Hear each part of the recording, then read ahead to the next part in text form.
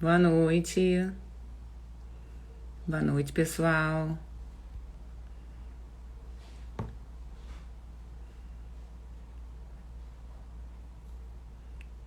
Bom, já fixei o comentário.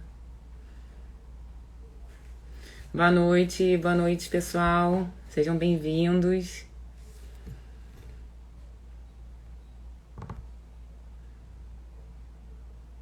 Ó, Carol e Marcelo já entraram.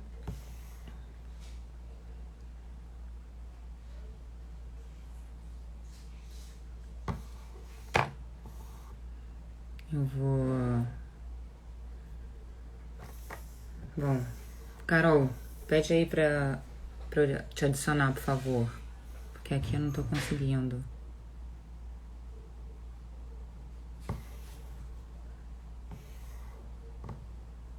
Boa noite.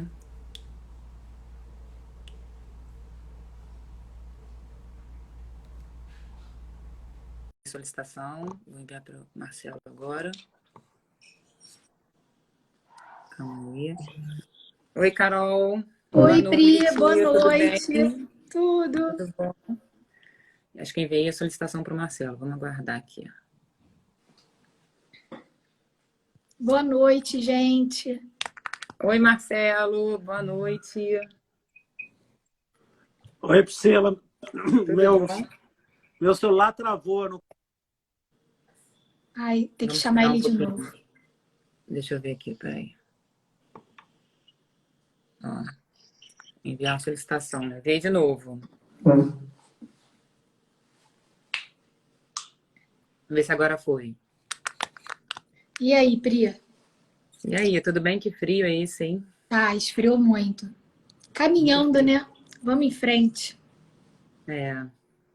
Mas tá tudo bem? Como é que ele tá? Tá melhorando. A dor de cabeça foi embora, graças a Deus. Mas ainda tá no CTI. Vamos ver. Quero até agradecer o pessoal que tá entrando, o pessoal que tem me mandado mensagem. Fico até emocionada, o pessoal mandando apoio. Muito bacana. Muita Pra quem energia não sabe, positiva. É difícil, mas Bom, aqui, tô tentando chamar o Marcelo, mas não tô enviando a solicitação. vamos ver se ele Informando. consegue. Já enviei de novo, Marcelo. Vamos ver agora. Rebeca,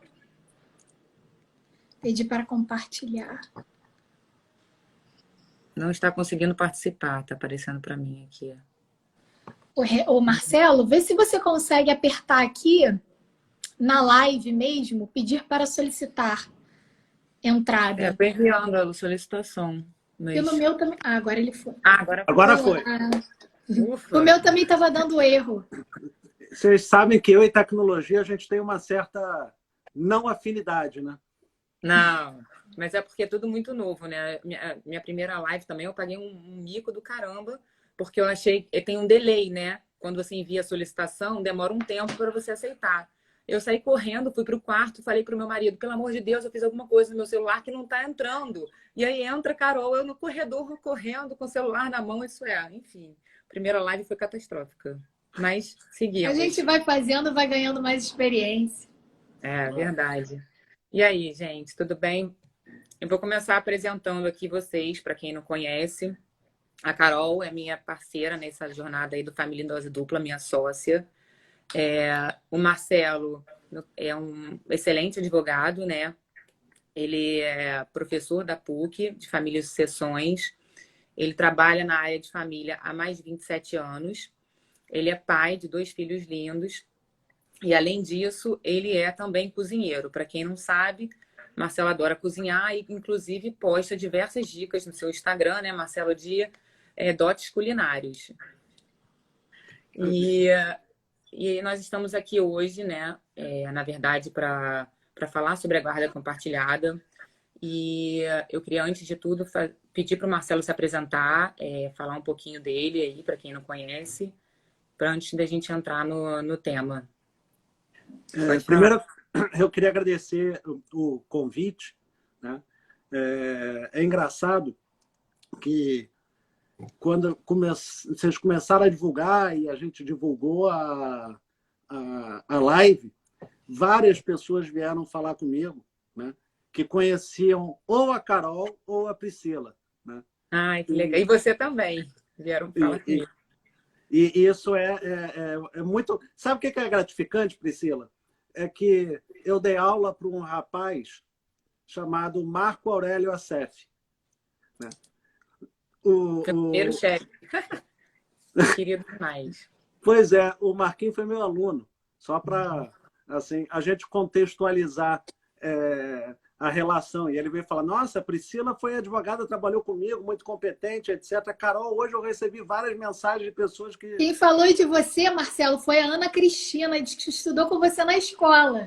A Aninha, ela era bem mais nova que eu, né? Bom, obrigado pelo convite mais uma vez. Falar da gente é difícil, né? Eu trabalho com direito de família desde 1991. Me formei em 93, já comecei estagiando em 91. Tem muito tempo, eu sou igual o Zeca Pagodinho, já vi quase tudo nessa vida, né? E comecei a dar aula em 2000, porque eu acho que a única forma que tem de se mudar a vida de alguém é através da educação. Então, a partir do momento que meu escritório começou a me dar uma condição de sustento, eu passei a dedicar uma parte do meu tempo a ensinar os outros o pouco que sei. E nessa área acadêmica, eu terminei com doutorado e prometo não fazer mais nada, né? Tem pessoas que falam, faz um pós-doc com psicologia e doutorado. Não, estou fora agora. Agora quero descansar um pouco. Ai, que bom. É um excelente professor. Tem realmente muito dom para isso. Bom, por que nós convidamos o Marcelo para essa live? Além de ser, né, um excelente profissional e está aí na área há mais de 27 anos, o Marcelo é um advogado diferenciado. O Marcelo, ele é um advogado que representa bem nós, advogados familiaristas. Ele é sensível, né, no toque humano, na parte das pessoas. Quando você trabalha com direito de família, você precisa ser sensível, você precisa ter empatia. O Marcelo tem tudo isso. Então, realmente, ele é uma pessoa especial para estar aqui falando desse tema da guarda compartilhada. E eu me sinto muito honrada. Obrigada, Marcelo, por aceitar o nosso convite. Muito bacana ter você aqui conosco. Bacana ter ele aqui conosco e estar usando a caneca que ele ganhou. Já vi. É um carinho nosso aí para você lembrar da nossa live, enfim, e um agradecimento. Bom, por que nós escolhemos essa live? Bom, a ideia foi justamente trazer um tema, né, que causa muita dúvida nas pessoas. Muitas pessoas têm dúvidas sobre a guarda compartilhada, como ela é aplicada e, enfim, as relações que repercutem na aplicação dessa guarda. E, inclusive, nós fizemos também, né, Carol, uma votação no perfil do Família em Dose Dupla e colocamos lá o que vocês queriam que fosse o tema da próxima live. E por apenas um voto, a guarda compartilhada ganhou. Então, assim, as pessoas realmente buscaram esse assunto, né? Antes de entrar nesse tema, eu faço uma pergunta. O que acontece com os filhos de um casal quando eles não querem mais ficar juntos? Eu ouso dizer, Marcelo, que eu sou da geração millennial, né? Então, quando os meus pais se separaram, eu tinha apenas 14 anos, isso tem mais de 20 anos atrás, a guarda compartilhada não era muito falada, né? Na verdade, o que era aplicado na época era a guarda unilateral. Então, o que eu lembro é que a minha mãe realmente tomava todas as decisões, minha e da minha irmã, ela decidia sobre tudo e o meu pai tinha, né? O que nós falávamos na época de guarda, hoje a gente fala de convívio, Marcelo vai falar isso melhor depois.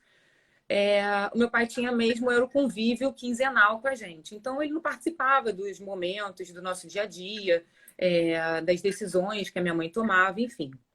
Essa situação mudou. Hoje, existe uma lei, né, 13.058 de 2014, que é a lei da guarda compartilhada, e que ela vem para trazer os requisitos para essa guarda, né? O que essa guarda, de fato, ela simboliza. Ela é uma guarda onde os pais vão dividir os cuidados com os filhos, né? Da mesma maneira, tendo sempre o interesse do menor na logística. E é isso, compartilhar os cuidados, compartilhar o dia a dia. As pessoas, às vezes, não sabem como é que ele vai compartilhar. Sabendo o que o filho está fazendo, qual médico que o filho está indo, se ele foi no dentista, se ele está indo bem no colégio, enfim, compartilhar os cuidados. Queria que o Marcelo falasse um pouco, antes da gente entrar a fundo da guarda compartilhada, explicasse um pouco para as pessoas que estão assistindo essa live. Muitos não são advogados, muitos são pessoas do dia a dia, de outras profissões. O que parece ser óbvio para a gente hoje pode não ser tão simples para essas pessoas. Então, seria interessante a gente abordar as questões, as diferenças entre os tipos de guarda. Aí eu dou a palavra aí para o Marcelo, para ele falar um pouquinho, dar a sua aula aí sobre os tipos de guarda. Priscila, Carol, mais uma vez, obrigado pelo convite. Priscila, me permite corrigir, você cometeu um erro quando você falou. Você usou um termo moderno para uma relação antiga. Quando você tinha 14 anos e seus pais se separaram, o seu pai não convivia com você. O seu pai visitava você. Isso, sim. Esse era o termo que se usava à época, porque era efetivamente o que acontecia. É preciso contextualizar um pouco essa história. Nós somos frutos de uma sociedade altamente machista. Ainda machista. Em que se tem aquela ideia que a mãe é que deve cuidar do filho e ao pai cabe prover o sustento para aquela mãe e para aquela criança. Isso é fruto da família patriarcal, né? A mulher, até 1962, era semi-inimputável. As decisões da família eram tomadas pelo homem. O que aconteceu em 1962? O Estatuto da Mulher Casada. Pode parecer chato trazer tudo isso, mas é porque a gente tem que contextualizar a evolução histórica das famílias no Brasil e do direito acompanhando isso, né? Então, até 1962, percebam, a mulher não tinha opinião. A partir de 62, ela passou a opinar. Mas quem era o chefe da família, quem dava a palavra final, era o homem, né? Percebam todo o machismo arraigado. Então, o que aconteceu? Num determinado momento, os homens queriam começar a participar mais. E quando eles pensam nessa participação mais efetiva, todo o arcabouço é preparado para uma sociedade machista. Ué, sua função não é essa. Sua função não é participar da vida do seu filho. Sua função é prover. O único direito que você tem é visitar o seu filho. E o termo é exatamente isso, porque o pai pegava no sábado e devolvia no domingo. Ele não ia à escola, não escolhia, não participava do curso de inglês, não lavava roupa, não fazia dever de casa. Então, essa era a origem. Daí é que vem a relação que se tem até hoje, né? Essa relação em que os homens tentam participar mais e que foi preciso duas leis. A gente está falando da lei de 2014, mas em 2008 já tinha uma lei 11... Eu não vou lembrar agora do número da lei, mas e o que ela dizia? Ela dizia que a guarda pode ser compartilhada, o juiz poderá fixar a guarda compartilhada. E por causa do uso do verbo poder usar a guarda compartilhada, muitos juízes não usavam a guarda compartilhada, usavam a guarda unilateral. Você perguntou quais são os tipos de guarda. O termo guarda é horroroso, né? É horrível. O termo guarda presume propriedade, posse, cuidado que você tem com alguma coisa. É a coisificação da criança e do adolescente, né? Guarda é horroroso. Quando fala guarda, a mãe, em geral, quando você é procurado pela mulher e você fala, não, a guarda é compartilhada, ela fala, de jeito nenhum. Aí você vai explicar o que é a guarda. Aí ela fala, mas o que é isso? É divisão de tempo, as pessoas confundem guarda compartilhada com divisão de tempo. E aí eu troco a guarda por um outro verbo. Você sai do guardar para o ter responsabilidade.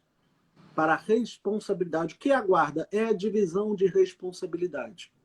Então, quando chegam para mim e falam, não, mas ele quer a guarda compartilhada, o que é isso? Eu falei exatamente o que vocês sempre fizeram quando casados. Quando vocês matricularam o seu filho no colégio, quem decidiu? Foram os dois. Quando vocês procuraram um pediatra, quem decidiu? Foram os dois. Então, vai continuar sendo assim. Então, a guarda compartilhada, a criança tem, ou o adolescente tem, os dois pais participativos e responsáveis pela sua criação. A guarda unilateral é quando essa responsabilidade é só de um deles, seja numa relação homoafetiva ou heteroafetiva, ou, como eu defendo, no poliafeto, né? Em multiparentalidade. E o que é a guarda alternada? A Maria Berenice Dias fala que a guarda alternada são duas guardas unilaterais que se alternam. Então, pode ser 7 dias, 15 dias, 10 dias com um e 10 dias com o outro. Nesse período de 10 dias, cada um deles está com a guarda unilateral do seu filho. Então, os tipos de guarda são esses: guarda unilateral e a guarda compartilhada. Guarda compartilhada é a divisão de responsabilidade. Ótimo. Acho que eu estendi muito, né? Não, perfeito. Eu vou falar agora um pouquinho sobre alimentos na guarda compartilhada. Os alimentos, né, nada mais são do que os valores pagos, né, com o intuito de prover aqueles que não têm condições de prover pelo seu próprio sustento, né?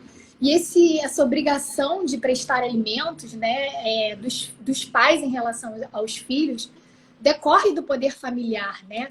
Os pais, como genitores, eles se encarregam de aos filhos um desenvolvimento sadio, né?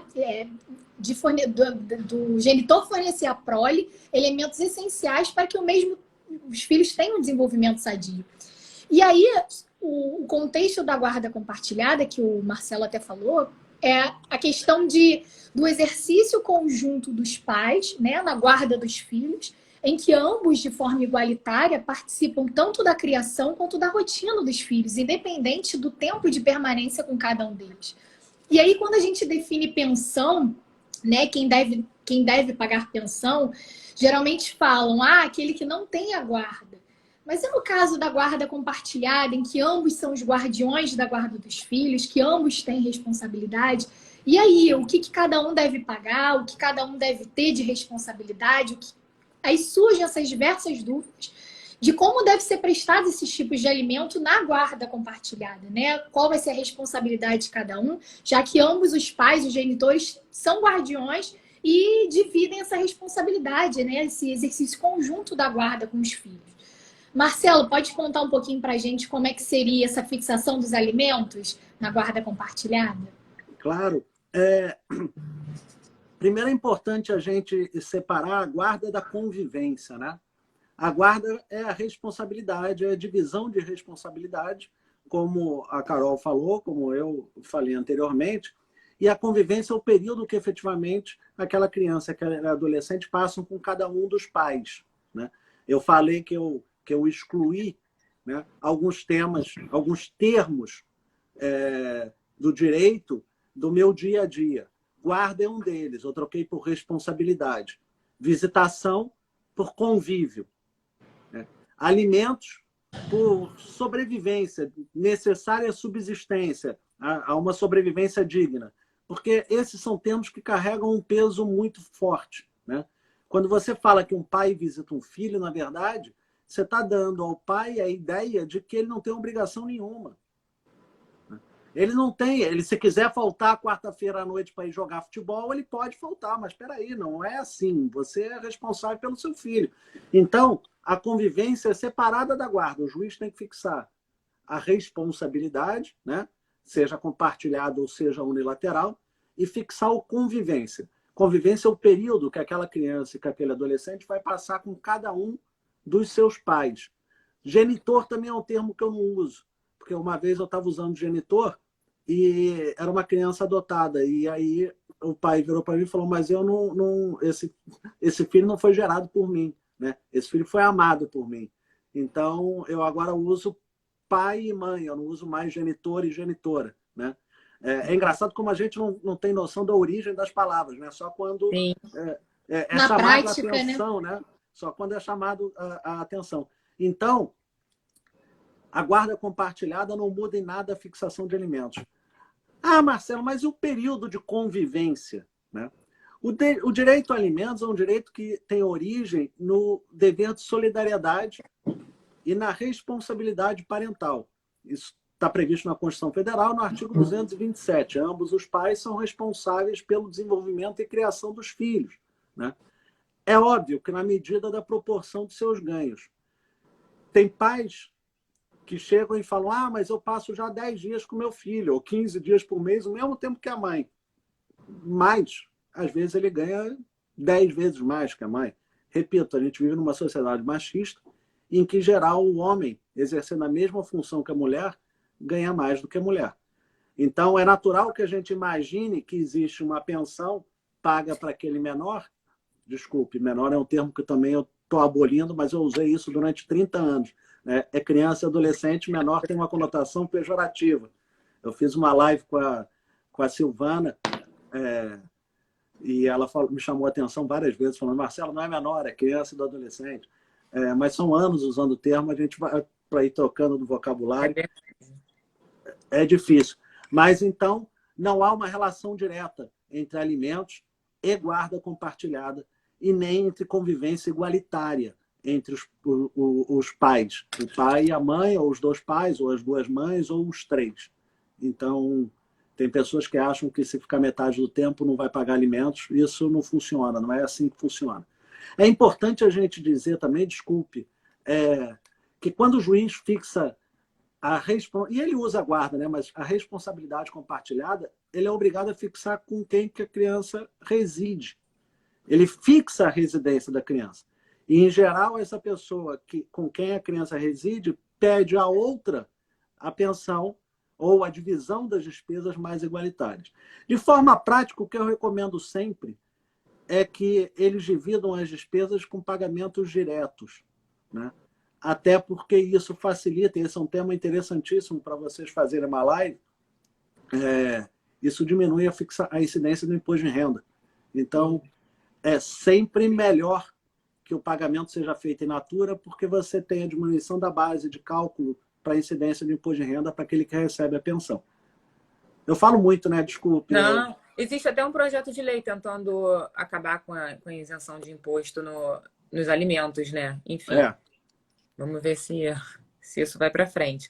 Você falou uma coisa muito interessante, né, Marcelo? Que a sociedade ela é um pouco machista e que, às vezes, os pais querem colaborar com a criação, querem colaborar, querem participar, e, às vezes, as mães são muito resistentes, né? Às vezes, o que eu vejo muito é que a mãe tem aquela posse pelos filhos, né? E fica incomodada. Não sei se é porque ela deposita toda a expectativa de vida nos filhos e elas acham e acreditam que aqueles filhos não vão ser tão bem criados como ela pode fazer, né? Ou como ela pode criar. Então, muitos pais ficam também inibidos ou então até comprometidos no cuidado e nessa solicitação dessa guarda compartilhada, né? O que eu vejo bastante no dia a dia são esses pais pedindo socorro também, porque realmente é o que você falou, as atividades são determinadas. Mulher nasceu para cuidar da casa, para ter filho, para educar o filho, e o marido para ser provedor. E o marido não pode, muitas vezes, ser o provedor e também pai presente, né? Enfim, eu vejo bastante isso. Inclusive aqui em casa, eu vou até falar um ponto positivo até, que eu só fiz a minha pós em família e sessões na PUC à noite, né? Durante 18 meses, porque o meu marido ficou com a minha filha de 1 ano e 8 meses em casa. Então, assim, se não fosse na época o meu marido ficando com ela, eu me sentiria super culpada de ir ao centro, enfim, e ficar por lá umas 3 horas, enfim. Então, assim, realmente essa participação é muito importante dos pais na vida dos filhos, né? Vocês querem fazer um teste? Desculpe te interromper, Priscila. Quer fazer um teste? Faz uma enquete. Faz uma enquete com suas amigas ou nos seus perfis, etc., das mães que reconhecem que o pai é o melhor para cuidar dos filhos, se elas abrem mão da guarda. Existe uma pressão social sobre essa mãe e uma pressão interna sobre essa mãe que foi criada desde pequena, trocando fralda de boneca, brincando com casinha. Já repararam os brinquedos de menina e os brinquedos de menino nas lojas? O machismo está arraigado desde pequeno. Quando a gente se descobriu grávido da nossa segunda filha, eu e minha mulher, e a gravidez é algo que é participativo, né? Você participa desde o início, trouxemos o nosso filho, o Rodrigo, que hoje tem 17 anos, para participar. Ele é que escolheu o nome da irmã, Ele ganhou uma boneca. E as pessoas falando assim, mas você vai dar uma boneca para o seu filho? Vou. Ele exorcizou toda a raiva dele naquela boneca. Ele batia na boneca, afogava a boneca, mas dava banho, trocava a fralda. Quando a irmã nasceu, foi muito mais fácil ele conviver com a irmã, ele ajudar a dar o banho na irmã, a cuidar da irmã, a compreender a irmã. Então não existe brincadeira de menina e brincadeira de menino, né? A gente tem que parar com essa visão machista que se perpetua. Desculpa, eu te interrompi, Priscila. Não, de maneira alguma. Sempre fique à vontade. Convidado é ele, né, Pri? É, a gente que tem que falar menos. Mas, enfim, é isso. Uma coisa também que as pessoas têm muita dúvida, que hoje é um tema recente, né? É sobre a possibilidade da guarda compartilhada quando os pais residem em cidades e países distintos, né? Diferentes e tal. Antigamente isso era um ponto, né, negativo na aplicação da guarda compartilhada, porque você acabava atrapalhando a logística desse filho, enfim, de você levá-lo ao colégio e tudo mais. Era como se estivesse tendo que centralizar ali os pais no mesmo bairro, na mesma cidade, para poder ter essa guarda compartilhada. E, recentemente, o STJ, a terceira turma, julgou um recurso de um pai que não teve a guarda compartilhada porque morava em outra cidade. E a ministra Nancy Andrighi relatou o seguinte, que hoje em dia, né, pelos meios de comunicação, pela tecnologia que nós temos, é muito mais fácil você manter uma guarda compartilhada do que antigamente. Hoje em dia você pode comparecer ao médico virtualmente com seu filho, você pode assistir uma formatura, você pode participar dos momentos, né, importantes da vida desse seu filho, você estando em outro país. Inclusive é interessante que eu tive um caso uma vez que o pai tinha guarda compartilhada, ele morando em Moçambique e a ex-esposa morando em São Paulo. Ele vinha de 2 em 2 meses a São Paulo, permanecia por 15 dias em São Paulo, na residência da mãe da criança. A mãe saía de casa, deixava ele durante esses 15 dias para que ele tivesse esse convívio com o filho e que o elo entre os dois não se perdesse, né? Achei interessante porque foi realmente, já tem um tempo, e isso me tocou bastante. A disponibilidade desse pai de fazer acontecer, de fazer participar, mesmo que 15 dias a cada 2 meses. Achei isso bem interessante. E queria saber do Marcelo se ele já teve alguma experiência parecida para falar aqui para gente. A evolução da jurisprudência é algo fenomenal, né? Até pouco tempo atrás, residir em cidade diferente era sinônimo de não ter guarda compartilhada. E era exatamente o fundamento para a guarda ser fixada de forma unilateral. Eu me lembro, assim que começou a se falar de guarda compartilhada, tinha um juiz de vara de família, da 5ª Vara de Família, hoje desembargador, Gilberto Guarino, que dizia o seguinte: não sei por que vocês ficam discutindo isso de guarda compartilhada ou não guarda compartilhada. Porque aqui no Brasil, quando há o divórcio, quando há a separação, o pai, a pessoa com quem a criança não reside, não perde o poder familiar. Então, o poder familiar permanece. O poder familiar permanece se a pessoa mora no Rio, em São Paulo, em Nova York ou na Ásia, né? Então, a pessoa continua tendo a responsabilidade de auxiliar o outro na criação do filho comum. Hoje, nós aprendemos, em razão da pandemia, aprendemos a fórceps, né, que o mundo digital está aí para ficar, né? Aquilo que eu achei que fosse demorar muito mais tempo, aconteceu muito rápido, né? Você teve aula presencial, você foi até o centro da cidade. Hoje eu dou aula online, aqui sentado nesse escritório bagunçado, né? Mas explicando para o aluno exatamente do mesmo jeito. Então, qual é a dificuldade que tem hoje com tour virtual que você faz no museu, por exemplo, né? Você hoje conhece universidades nos Estados Unidos através de um tour virtual. Qual é a dificuldade que se tem na participação efetivamente ativa na vida do filho, você estando do outro lado do mundo? Por que eu não posso chegar para a mãe dos meus filhos, que mora, sei lá, em Tóquio, e falar, olha, eu estou levando o nosso filho no médico, amanhã a consulta vai ser X horas, se você quer participar, a gente faz uma consulta online, eu peço para o médico para participar. Qual é a dificuldade que tem em fazer isso? Né? E é engraçado, quando a Lei 11.698, se não me falha a memória, de 2008, falou que a guarda compartilhada ia depender da situação de fato, era comum o casal brigar e a briga ser utilizada por um deles como motivo para não ter a guarda compartilhada. Quer dizer, você dava ao genitor que incitava a briga a justificativa para ele brigar. Você premiava o brigão, né? Você premiava o outro pai ou a outra mãe se ele não falasse comigo para decidir, não, os pais vão ter um mínimo de diálogo, né? Mas os pais têm que ter maturidade para reconhecer que quando há a dissolução do par parental, ou, desculpe, do par conjugal, o par parental continua com a responsabilidade de criar aquele filho comum. Então, essa decisão de maio, agora recentíssima que você trouxe, Priscila, e muito interessante você ter trazido, ela veio, é uma decisão nova, é uma mudança de paradigma no STJ, né? É uma mudança de visão, uma mudança de jurisprudência, mas ela veio para ficar, né? Ainda mais num país continental como o Brasil. Uma vez eu tive uma situação que a mãe saiu do Rio e foi para Ceará, foi para Fortaleza. Disse que conseguiu um emprego lá e foi, ponto.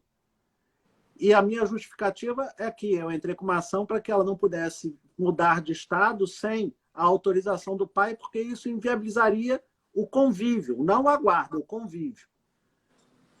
E eu perdi. Apesar de ter usado como justificativa, e se essa criança tivesse ido para Buenos Aires, eu tenho certeza que mandariam de volta, em razão da Convenção da Haia. Sequestro internacional de criança. Mas como foi dentro do Brasil, não tinha problema. Mas a distância do Rio para Fortaleza é maior do que do Rio para Buenos Aires. Né? É verdade. Então, a gente mora num país continental. Você não pode impedir o exercício do poder familiar sob a alegação de que a residência em outra cidade impede que aquele pai ou aquela mãe exerça a sua função, né? De pai e de mãe. Eu falo muito, né? Desculpe. Não, a gente, de maneira nenhuma. A gente está aqui para te ouvir. Tem umas perguntas aqui, a gente podia... Eu anotei algumas, mas eu consigo voltar. A gente pode ver para o Marcelo responder.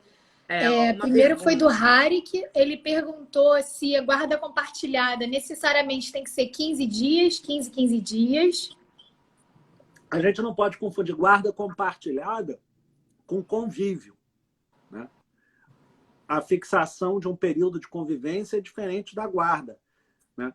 E não pode confundir também com guarda alternada. O juiz pode fixar a guarda alternada dizendo que fica 15 dias com um e 15 dias com o outro, ou pode fixar a guarda compartilhada, que é o que eu prefiro, dizendo que fica 15 dias com um e 15 dias com o outro. O juiz fixa. Guarda será compartilhada. Residência com a mãe, por exemplo. E a cada 15 dias o pai passa 15 dias com o filho. E se alterna sucessivamente. Mas a guarda continua compartilhada, né? Na verdade, falam que você precisa ter uma residência para essa criança ou para esse adolescente, né? Uma residência única. Enfim, senão seria uma guarda... Se a guarda for alternada, não. Você tem duas residências, o juiz fixa duas residências, a criança alterna a residência. E tem a guarda nidal também, que pouca gente fala e é pouco usual aqui no Brasil. A guarda nidal, as crianças e os adolescentes ficam no apartamento. E os pais é que saem. Não, essa daí é muito chique, né? O transtorno que isso causa. Cada pai tem que ter 2 apartamentos. Imagina. Na verdade, são 3 casas, né? São 3 casas. Da criança e dos pais. Não, realmente isso. Essa só nos livros, brincadeira. Bom, tem uma pergunta da Bebel. Quer responder agora? Vamos deixar para o final? Melhor, né? Vamos deixar para a parte de perguntas, porque eu quero levantar um tema polêmico aqui para o Marcelo, que adora uma coisa polêmica. Quer ver? Na hora do julgamento, no julgamento que a Nancy relata um trecho, eu queria te perguntar o que você acha. É o seguinte, ela diz, quando não houver acordo entre a mãe e o pai quanto à guarda do filho, encontrando-se ambos aptos a exercer o poder familiar, será aplicada a guarda compartilhada, exceto se um dos genitores declarar ao magistrado que não deseja a guarda do menor. Nós sabemos, Marcelo, aprendi na pós e tudo mais, que a maternidade e a paternidade são irrenunciáveis, né? Que o direito, o dever desses pais em zelar, né, e cuidar da prole é até a maioridade civil. Esse pai, quando abre mão dessa guarda compartilhada, ao meu entender, ele está abrindo mão desse direito, dever dele. Porque aí é muito simples. Ah, eu não quero a guarda compartilhada, pode você ficar com essa guarda unilateral, que guarda não, enfim, a guarda, sim, de fato, pode ficar com essa guarda, que eu fico só com direito de convivência, eu só quero visitar, entre aspas, conviver com essa criança de determinado tempo em determinado tempo. Para mim, esse trecho me mostra um machismo, né, da sociedade e, inclusive, essa renúncia a esse direito-dever dessa criança. E eu queria saber o que você entende disso e dizer aqui para a gente se isso é possível aos seus olhos. Você já me viu falando sobre guarda, né? Porque claro, eu estudei você, né, Marcelo? Eu tenho uma posição que eu acho que agora o Cristiano Chaves, na última atualização do livro, usa. Não que eu seja, assim, que o Cristiano tenha me ouvido falar e etc. Mas eu falo desde 2014, quando essa lei foi implementada, a 13058, e ela altera um artigo do Código Civil, 1584, se não me falha a memória, parágrafo 2º, e o 1584 fala que a guarda será obrigatoriamente compartilhada. Obrigatoriamente será compartilhada. E traz duas exceções a esse compartilhamento. A primeira exceção é quando há renúncia de um deles. Não quero. E a segunda exceção é quando ele pratica um ato tão pesado que ele perde o poder familiar. E o poder familiar tem que ser algo bem pesado. Né? São condições expressas na lei, né? Abuso, violência imoderada, são questões bem fortes. Né? E o poder familiar é um munus, é uma obrigação, é uma responsabilidade. Então, quando o legislador vinculou a guarda ao poder familiar, para mim, ele transformou essa responsabilidade em algo irrenunciável. Né? Eu cansei de falar na Emerge, brigar com magistrados, inclusive de área de família, que eles falavam, mas é impossível. E eu dizia, é irrenunciável. Por quê? Porque o poder familiar é irrenunciável. Ele pode não exercer. E aí você tem uma outra saída desse não exercício, que é a questão da fixação de dano por abandono afetivo, que é um assunto também muito, muito interessante. Né? É aquele pai que deixa de... Em geral, no Brasil, né? O pai que vai embora e larga o filho para trás. Né? Toda criança, artigo 227, toda adolescente tem um direito do convívio saudável com ambos os pais. Né? Então, se um pai se exime desse convívio, né? Conscientemente traz um prejuízo àquela criança, àquele adolescente, esta criança e adolescente tem direito de requerer uma indenização para esse convívio, para fixar esse convívio. Então, instigado por você, Priscila, eu trago aqui a minha visão novamente. Para mim, a guarda tem vinculação visceral com o poder familiar e ela é irrenunciável. Né? Não há essa possibilidade de ter um acordo em que o pai ou a mãe diga não, a guarda vai ser unilateral, eu não quero ter esse tipo de responsabilidade. A meu sentir, isso não é viável. Vocês sabem que alguns doutrinadores, Ana Carolina Brochado, de Minas Gerais, por exemplo, eles defendem que você não tem que discutir guarda compartilhada no Brasil exatamente em razão do poder familiar que continua. Isso teria sentido na Itália, o nome, se eu não me engano, é Fidamento Condiviso, né? Que o pai ou a mãe, quando há separação, eles perdiam o poder familiar. Hoje não perdem mais. E aí, como o poder familiar ficava só com um, o outro tinha o direito à guarda compartilhada, que era a divisão das responsabilidades. Então, para mim, vai demorar a ter essa visão a sociedade ainda, da vinculação da guarda com o poder familiar e da impossibilidade de renúncia em razão de ser um mundo. Mas eu acho que a gente vai chegar a uma interpretação jurisprudencial nesse sentido mais cedo ou mais tarde. Ai, maravilha. Minha posição é igual à sua. Eu concordo. Realmente é muito cômodo, né, para alguns pais falar, eu não quero a guarda compartilhada, vou deixar com a mãe toma as providências. Sabemos como é difícil criar um filho, ainda mais sozinha, assim, você ter o poder, né, a autonomia e você ter realizar esses atos, né, de cuidado e de decisão, atos decisórios das crianças, enfim. Então, realmente, eu acho que isso é primordial. Esse cuidado deve ser dos dois, essa responsabilidade tem que ser dos dois. Tem bastante pergunta, Carol, você quer falar? O Marcelo já respondeu uma, a Bebel mandou. Como é possível ter uma guarda compartilhada na prática se não existe o mínimo de harmonia, entendimento e comunicação entre os pais? É uma situação como essa acaba sendo um sofrimento não só para os pais, mas principalmente para as crianças. É ruim, Carol. É Bebel, né, que perguntou? Isso. É ruim quando as crianças são colocadas no meio de uma guerra. É muito doloroso, né? Quando as crianças se veem utilizados, em geral, pelos dois, né? Em geral, pelos dois, a gente tem que falar a verdade, porque eu acho que tem uma visão romantizada das relações parentais e das relações conjugais, né? E principalmente quando a gente fala em alienação parental. Eu falo que todo mundo que é casado, todo mundo, sem exceção, pratica alienação parental. Todos, sem exceção. Né? E as pessoas podem negar, podem não reconhecer. Minha esposa, tem um problema grave com hora. Eu falo isso com o marido também, ele está assistindo. E eu sou uma pessoa super responsável com hora. Então, às vezes eu desço com as crianças. Meu filho tem 17 anos e vai continuar sendo criança eternamente. E a minha filha tem 14, essa não é mais criança porque está naquela idade de achar que é adulta já. Eu desço para o carro e a minha esposa demora a descer. E eu fico, caraca, sua mãe vai fazer a gente perder o cinema, caraca, sua mãe não sei o quê. Então, eu fico desautorizando a mãe. Né? Hoje eu dou o direito aos meus filhos de chegarem para a mãe e falarem, você está sempre atrasada. O pai fala isso. Você não tem hora, o pai fala isso.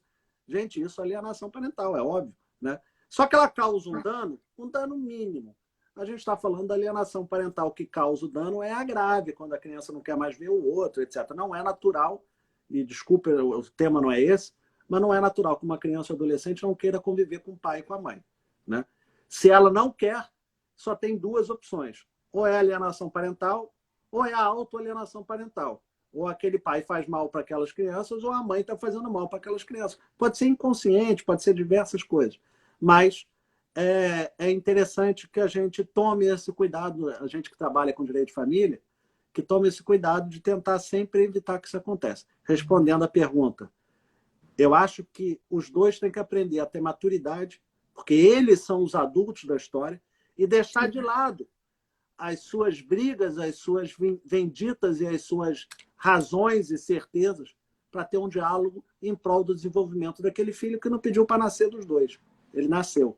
Ele é fruto de uma relação que um dia teve um amor. Então, ambos têm que ter maturidade suficiente para sentar e conversar sobre o filho. Eu acho que é perfeitamente possível que dois pais que se odeiem, ou deveria ser, né, tenham um mínimo de maturidade para poder sentar com o outro e conversar com o filho ou conversar sobre o filho. Né? Não é, decidir sobre aquilo que é melhor para o filho. É uma questão de maturidade. Se você não resolveu, desculpe, só uma dica. Assim, se você não consegue sentar com o pai do seu filho, ou com a mãe do seu filho, ou da sua filha, óbvio, para tratar de um assunto que diz respeito única e exclusivamente à criança ou adolescente, você precisa de procurar uma terapia para poder resolver suas questões internas e para botar o seu filho à frente de tudo. Desculpa, eu estou sendo incisivo, mas Não, é porque eu acho que as pessoas têm que resolver os problemas É o dela melhor para poder interesse cuidar da do filho. criança mesmo. Claro. com certeza. Não, sabe o que eu queria levantar aqui? Você realmente falou uma coisa importante e até dando uma pincelada. O que acontece também, Marcelo, é que às vezes essa criança, os pais se odeiam e tudo mais, e essa criança ela fica se sentindo como se fosse culpada por Fica gostar de ir para coagida, casa né? do pai, né? O que a gente vê também é que, às vezes, a criança fica se sentindo culpada por falar que gosta de ir para a casa do pai ou que quer estar na casa do pai por mais um dia ou enfim, por um determinado tempo, porque ela vai trair aquele não é genitor, né, mas aquele pai ou aquela mãe que está com ele naquele momento. Enfim, a mãe chega e fala: minha filha, você foi para casa do seu pai? Você quer permanecer na casa do seu pai? Não, mãe, eu quero ir para casa. Na verdade, a criança gostaria de permanecer na casa do pai, mas ela não quer trair aquela mãe, entende? Falando que gosta de estar na casa do pai pelo simples fato desses pais não se gostarem, não terem essa capacidade, né, de administrar a vida dos filhos e não levar as questões pessoais para eles, né? Enfim, é só um adendo, porque realmente isso eu vejo bastante também e fico muito preocupada com essas crianças enfim, que não conseguem expor o que querem por medo Se de sentem trair. culpadas, né? E Sim, assumem uma exatamente. responsabilidade muito grande para o dos pais, assim, para poder definir essa responsabilidade, porque é pesado para eles. Fica É com uma uma questão carga. de violação da fidelidade.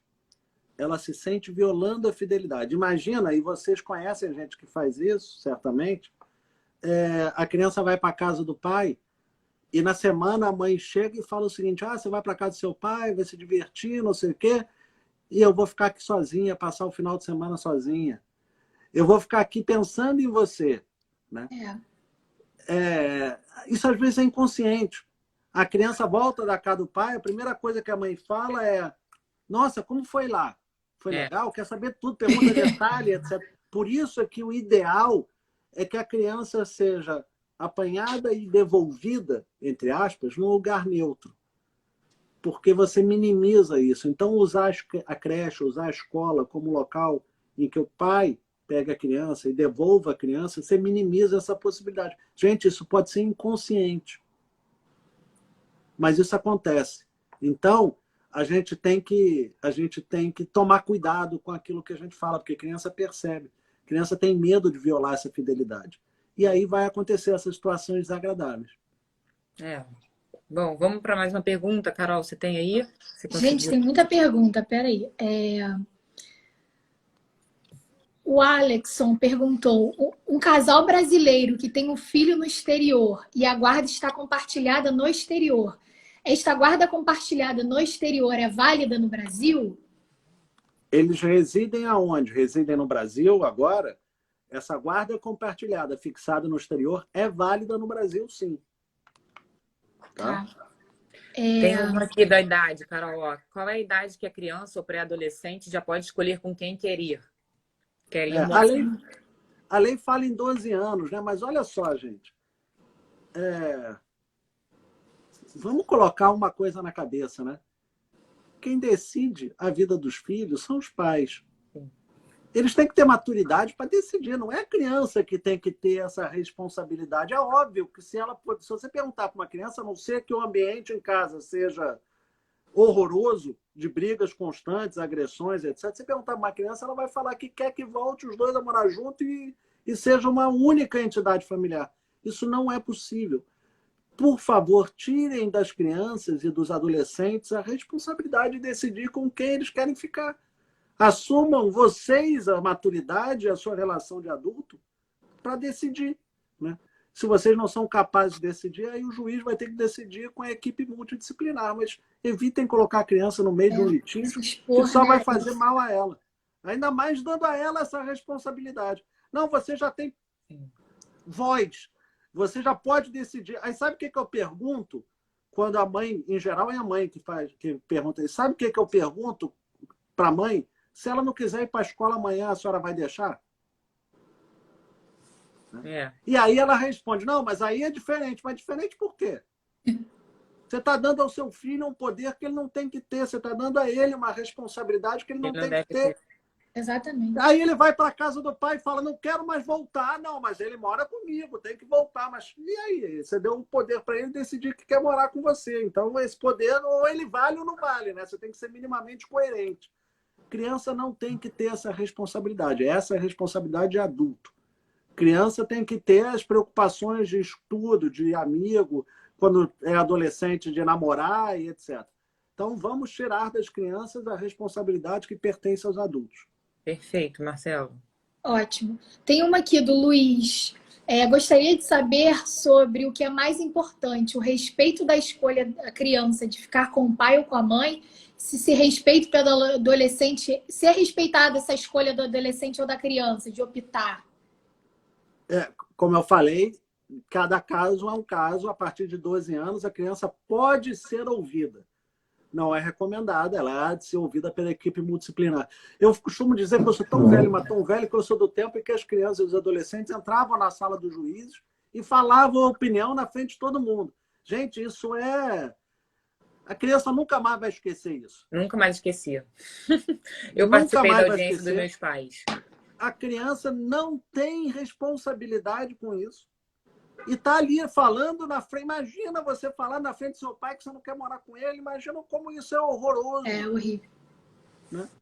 A criança não tem que decidir, gente. Tem que tirar da criança essa responsabilidade. Adolescente é uma criança com um pouquinho mais velha. Né?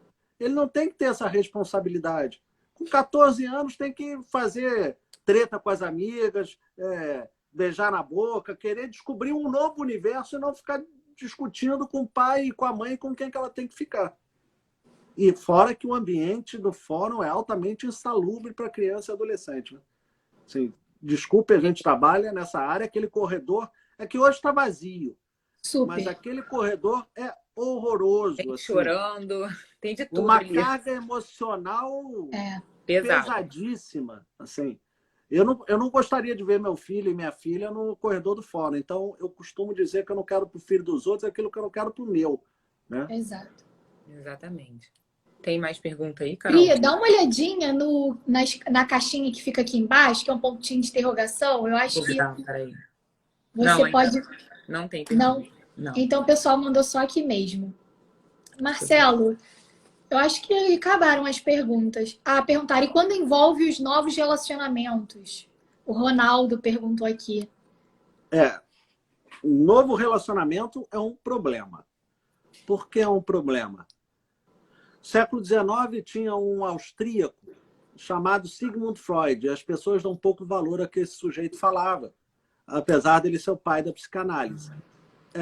Eu costumo dar como exemplo a minha vida.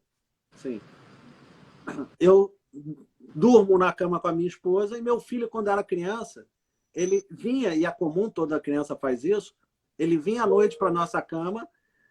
Às vezes eu estava grudado com a minha esposa e ele deitava em cima e ia igual uma minhoca abrindo espaço. Né? As pessoas esquecem o que isso representa. Na verdade, eu sou o antagonismo do meu filho na atenção da minha mulher. E a minha filha é ao contrário. Né? Então, quando eu me divorcio da minha mulher, na cabeça da minha filha, inconscientemente, ela passa a ser a minha namorada, só minha. Gente, esquece conotação sexual, porque a questão sexual está na cabeça dos adultos. Né? Isso tem uma conotação romantizada, né? e sexualizada no sentido do romântico. Né? E muitas mulheres e muitos homens atiçam essa questão. É comum a mulher chegar para o filho, quando o homem sai de casa, e falar: você agora é o príncipe da família. Você vai ser meu reizinho, e bota o filho para dormir com ela, para suprir a carência dela de ter alguma coisa na cama, um contato, etc. E, na verdade, ela não faz ideia do mal que está fazendo para o filho. Por que eu estou dizendo isso? Né? Porque Se eu me divorcio da minha mulher e tiver um novo relacionamento, eu tenho que tomar muito cuidado como é que eu vou apresentar esta nova pessoa para os meus filhos. Para evitar esse antagonismo de primeira. Eu não estou falando nem da minha mulher participar, falar, ó, teu pai agora está com aquela vagabunda, não sei o quê, porque ainda piora, né? Mas eu sempre digo o seguinte, tenham cuidado, de apresentar quando for um relacionamento sério, de não ficar sempre trocando o relacionamento. 2, se seus filhos fazem algum tipo de terapia, ou se você faz, pergunta para o terapeuta qual é a melhor forma de apresentar. Para evitar exatamente de trazer essa raiva. É muito comum a menina ter raiva da atual mulher do pai. E é muito comum o menino ter raiva do atual marido da mãe, ou companheiro, ou namorado, aí sei lá qual termo, exatamente porque se esquecem desse antagonismo, né? Se você pensar na existência disso, facilita muito a apresentação de uma nova pessoa. Então, eu acho sim que tem que apresentar. Acho que o pai e a mãe não tem nada a ver com o relacionamento do outro. Não pode falar, não pode apresentar meu filho para a mulher. Pode. Ou não pode apresentar meu filho para o marido. Pode, é um novo relacionamento, é uma nova entidade familiar e a criança agora vai fazer parte daquela entidade. Pri, eu acho que não temos mais perguntas. Vamos encerrar? Vamos. Bom, queria agradecer a todo mundo que participou dessa live, que ficou até agora aqui, adquirindo conhecimento, que é sempre bem-vindo, ainda mais com um professor desse, maravilhoso. Agradecer ao Marcelo pelo ter aceitado o nosso convite, que é um advogado incrível que está atuando aí na área de família há mais de 27 anos e trouxe muito conteúdo aqui pra gente, conhecimento que agregou com certeza a todo mundo aqui. O pessoal tá super elogiando a live. Obrigada por todo mundo que passou esse tempo aqui com a gente. 1 hora voou, a gente está aqui. E vamos para a próxima live. Vamos tentar fazer umas caixinhas de perguntas, né, Pri? Para ver o que o pessoal quer ver aqui. Interagir. E faremos próximos convites, mais convites para o Marcelo, trazer mais temas aí do direito de família e poder ajudar aí todo mundo, ajudar com conhecimento, enfim. Nosso lema aqui do Família em Dose Dupla é descomplicar o direito para todo mundo, né? Trazer realmente solução. Enfim, hoje em dia temos essa ferramenta aí maravilhosa que as pessoas, enfim, gostam bastante, interagem bastante. E é isso. Trazer sempre conhecimento para todo mundo. Eu queria agradecer a você, Priscila, a você, Carol. Carol, eu me sinto honrado com a sua presença. Prazer é todo meu. Eu sei da situação que você está passando, eu estou aqui em oração. Eu estou sempre à disposição de vocês. Se alguém tiver alguma dúvida, eu estou aqui à disposição. Agradeço o convite, agradeço a todo mundo que esteve aqui esse tempo todo ouvindo a gente, né? Muito obrigado. E desculpe por alguma falha que eu tenha cometido. Não, prazer. Foi ótimo, Marcelo. Muito obrigada, gente. Obrigada a todo mundo. Um beijo. Gente, obrigada. Até a próxima. Até a próxima, Um beijo. Marcelo. Tchau, tchau. Obrigado. Tchau. Boa noite. Boa noite.